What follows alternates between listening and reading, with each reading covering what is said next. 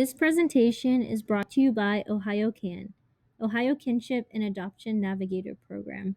We appreciate their partnership with Kinship Caregivers Connect to bring information about autism and strategies for raising children with autism in this presentation. Sydney, the presenter, is a student getting her doctorate degree in occupational therapy, about to graduate, so this is from an OT perspective. Thank you for your time in viewing this presentation. Hello everybody, my name is Sydney and I will be sharing a little bit about caring for an autistic child and some strategies as well. And I'm going to start off with a Morgan Harper Nichols quote.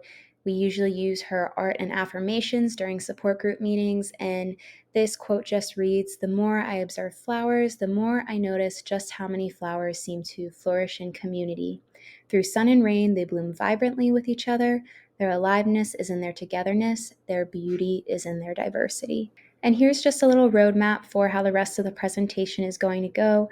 I will share some basic information about autism and then some strategies related to sensory, self-regulation, visual supports, behaviors, and then we'll get into some intervention options and resources that are in Ohio and nationwide. And then strategies for your all self-care will be suggested throughout as well. And a quick note about language, I will use the term autistic individuals or autistic children in this presentation, and that's due to the fact that many people within the autism community use identity first language rather than person first language. And I also want to highlight the term neurodiversity, which is the idea that people experience and interact with others and their environments in different ways. And there is no right way. And so there is a push towards inclusion and acceptance of all people, regardless of their neurological differences. A little bit more about neurodiversity. So, it's often used in the context of autism and ADHD. And I also want to highlight how autism and ADHD can be co occurring. So, 22 to 83% of autistic children meet ADHD diagnostic criteria, and then 30 to 65% of children with ADHD experience symptoms of autism. So now we'll get into some basic information about autism. Autism spectrum disorder, or ASD, or just autism, is a neurodevelopmental disorder that can impact social, communication, and behavior skills, as well as sensory processing. And that neurodevelopmental piece, that just means that there is an impact on the development of the brain. And then some of the key features of autism include difficulty with communication skills and social interactions with others. And then there can also be some repetitive or restrictive behaviors or interests. And then I'm also going to highlight that autism exists on a spectrum, so it can look different in each person. To share a little more about the features of autism, so for that social and communication piece, people may have difficulties with social emotional reciprocity. So that could look like an abnormal social approach or having difficulty with conversations. It could be having a hard time with nonverbal communicative behaviors, so difficulty with eye contact or understanding hand gestures. And then there could also be difficulty with developing, maintaining, and understanding relationships.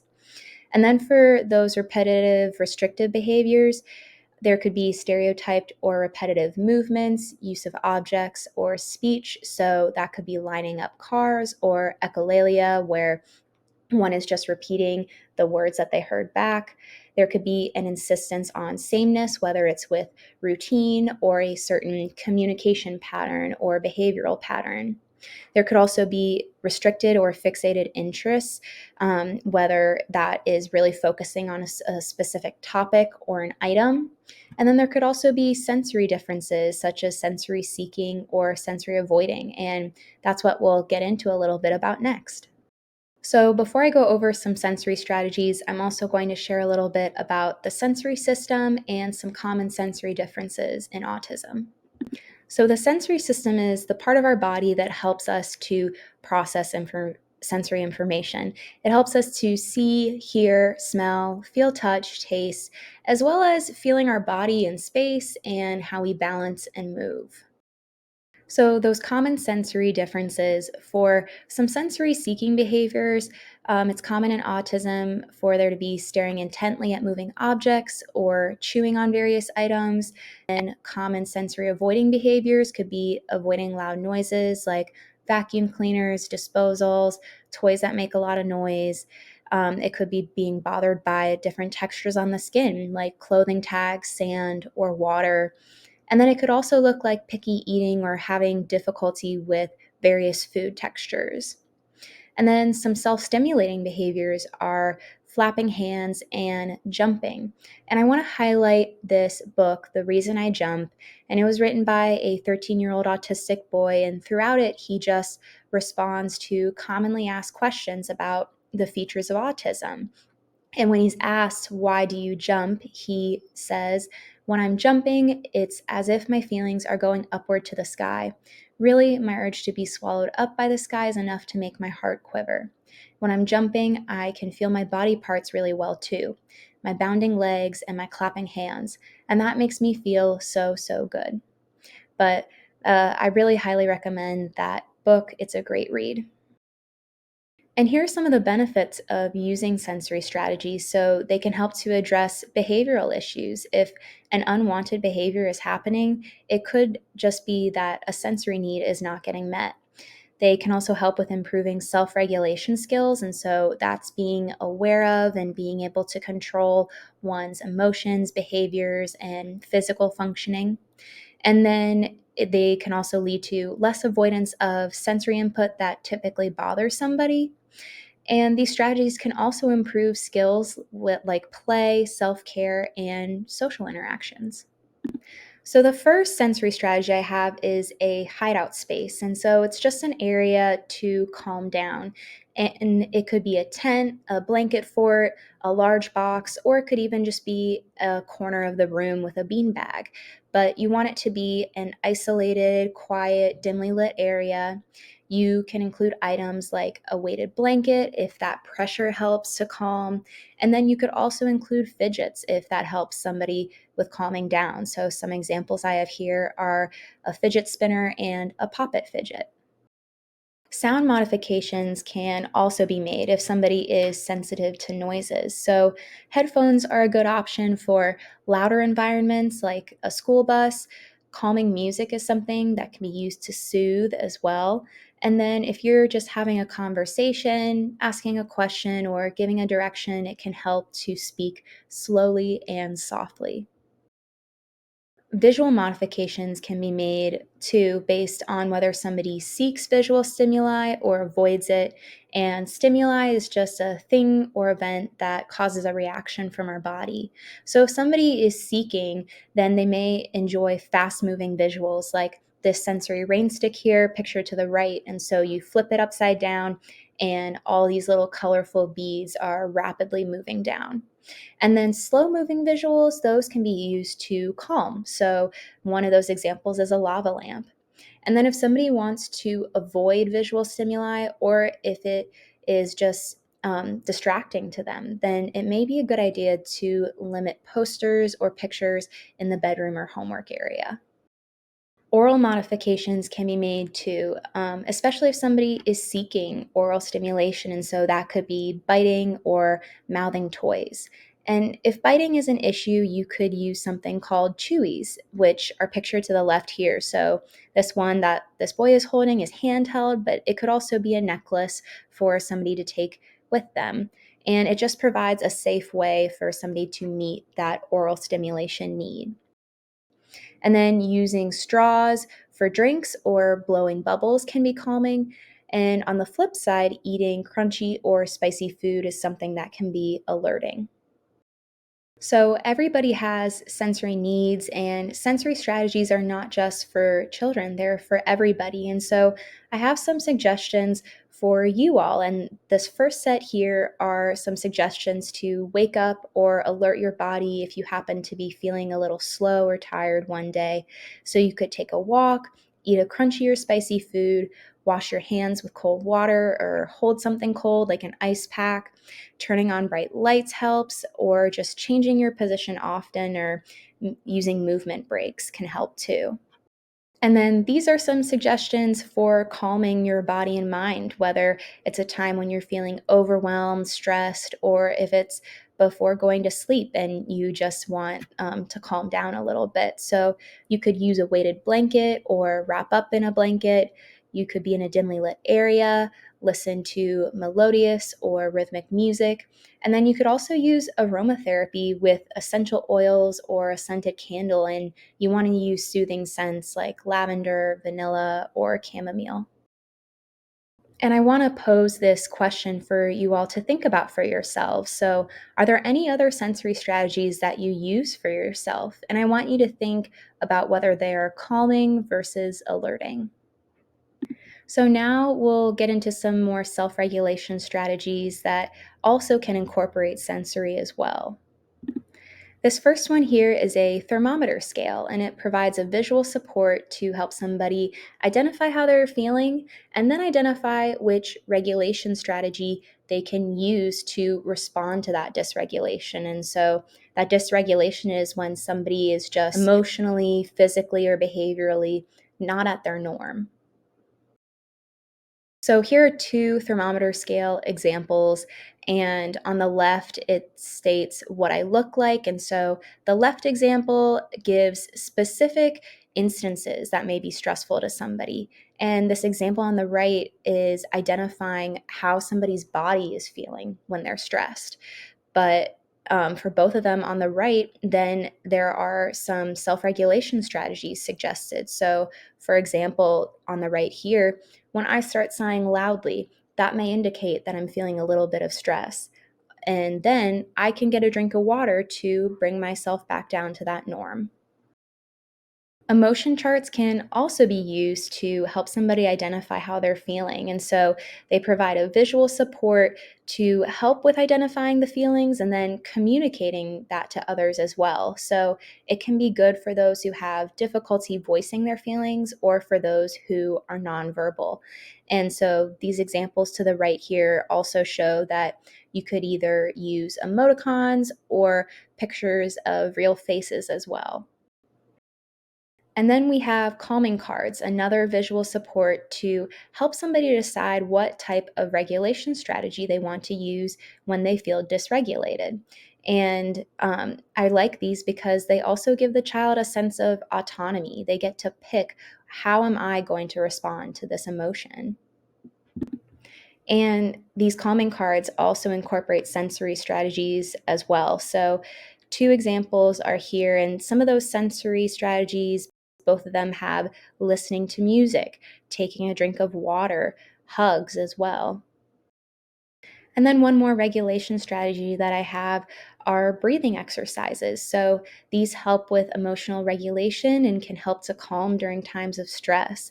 Having that regulated and paced breathing sends a message to the brain that the body can relax. And you could use pictures to help with this or demonstrate for the child as well. But these examples here to the left, having that visual can help a little bit. So with the rainbow, you trace a round red to breathe in and a round orange to breathe out, and so on. And then that star breathing is similar with tracing around the star. And to start off with these, if you are with a younger child, you may want to walk them through it so that you know that they are pacing their breathing correctly and not just rushing through the exercise.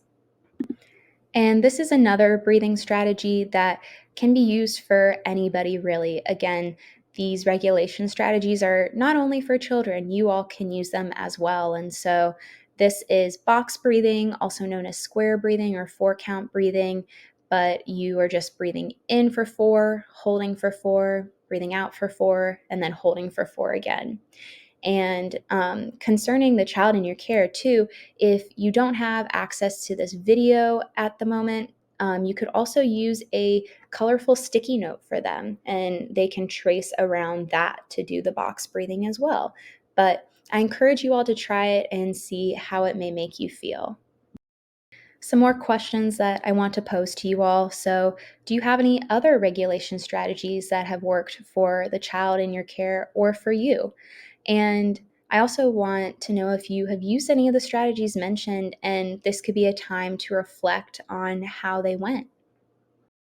So I mentioned that word visual support a couple of times, and so we'll get into some of those strategies now.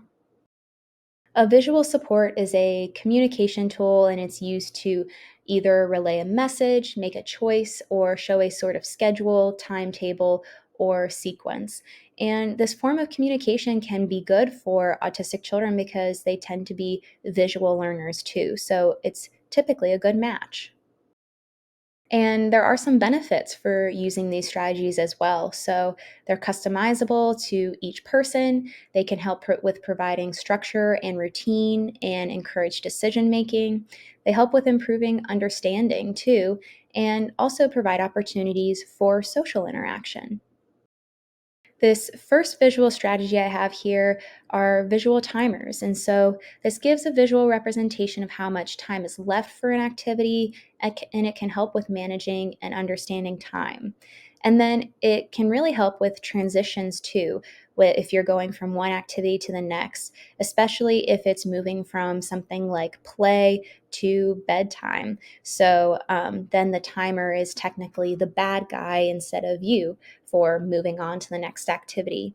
And two examples I have here, there's an app where it shows the time running out, and then each time it's a different picture that is revealed. And then you could also have a physical timer that also shows that time running out as well. Visual schedules can also be used. So these give a visual representation of a series of tasks. It can be pictures, words, or a combination, and it just helps with knowing what is going to happen throughout the day or at a specific time of day. So both of these examples here have those pictures tied to the words. And then the example on the left has specific times, and that fits because it's for a school. But times don't always necessarily have to be on the schedule, like this one to the right for somebody's nightly routine.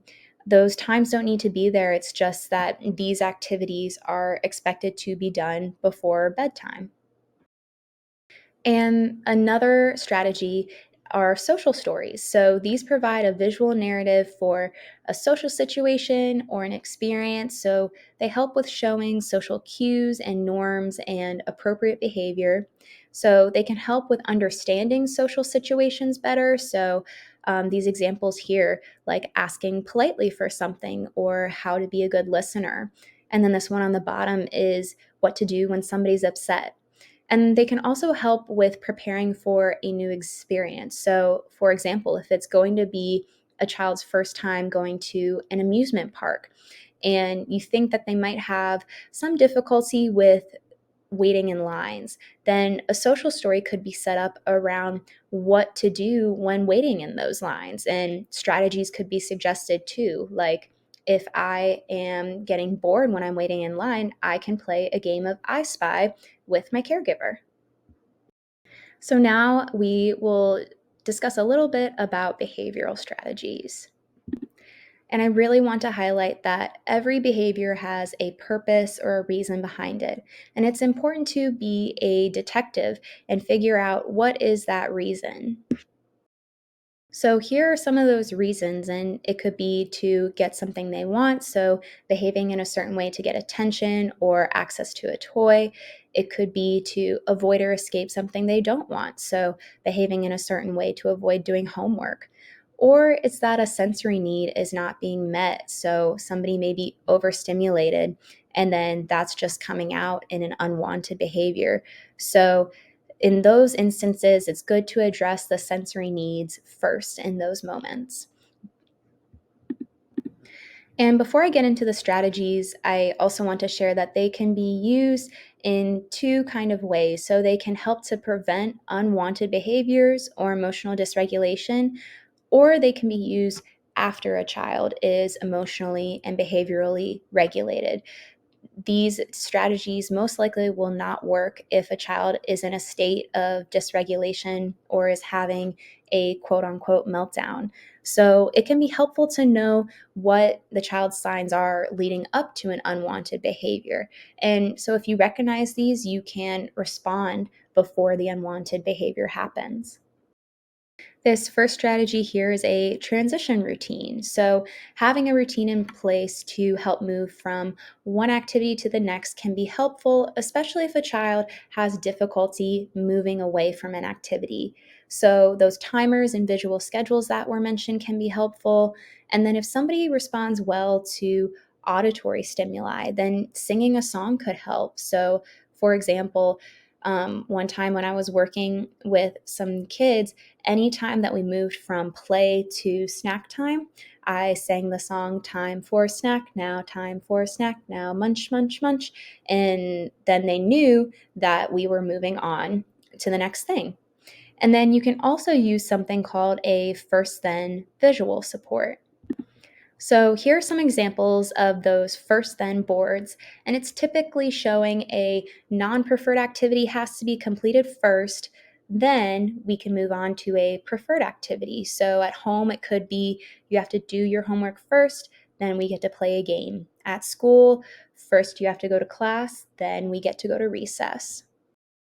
Another behavioral strategy is called a token economy. And so these use tokens and have the child work towards something that they want to increase a desired behavior. So these examples show that the child is working for something, and it could be that each time they clean their room or each time they say please, then they earn a token. And that's one step closer to getting their Rubik's Cube or tablet time or whatever that incentive is. And these boards can have a special theme as well. They don't have to be basic like this one on the left, but if somebody's special interest is Mickey Mouse Clubhouse or Disney, then you could use this one on the right. So, some more questions for everybody to think about. Do you have any other behavioral strategies that have worked for the child in your care? Or have you used either of the strategies that were mentioned, and how did they go? I also want to highlight taking care of yourself because handling difficult behaviors can add some extra stress during the day. So, when you reflect on how your child did that day, also reflect on how you are thinking and feeling. And keeping track of things, whether it's in a journal, on your phone, or in your head, can help you to keep track of what activities made the child respond a certain way or how they made you feel as well. And it's also important to kind of set realistic expectations for yourself and for the child in your care, and picking battles too may help to ease some of that stress. And now we'll get into some intervention options and resources that are in Ohio and nationwide. So, occupational therapy is an option, and it provides a range of different types of therapy. So, it could be sensory based, relationship based, or around developmental skills. It could be social cognitive skill training, parent directed approaches, or caregiver directed approaches. So, that's when the caregiver is learning from the therapist different therapeutic skills to be carried over in the home. There could be intensive behavioral intervention, and there could be feeding interventions too if a child happens to have difficulty with different food textures. And then there's speech language pathology. And so this could be useful if somebody is nonverbal or has a speech delay. And so their interventions focus on improving verbal, nonverbal, and social communication. And then there's also applied behavioral analysis, or ABA, which focuses on behaviors and patterns. And it has its pros and cons that I want to share. So, some of the pros, it has been found that it can lead to improvements in language development, intellectual abilities, daily skills, and social abilities. But then for the cons, it is forced change compliance. So that's when somebody is changing their behavior based on the direction of another person. So then it's not autonomy based for the child. And if you have concerns but don't yet have a diagnosis for the child, it's important to not keep the concerns to yourself. You can always set up a meeting with your pediatrician for an evaluation. And don't ever think that it's too early. By 2 years old, a diagnosis made by a professional is reliable concerning that autism diagnosis. And it can also help with achieving access to early intervention services, which can end up maximizing the child's developmental gains in their earlier years.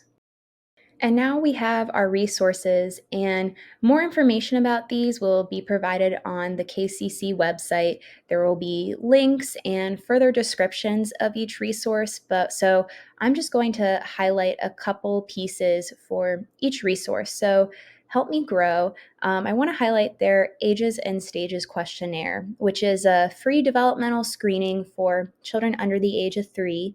And you can fill it out yourself by just going through activities with the child, playing, moving around, and you answer questions based on what they're able to do.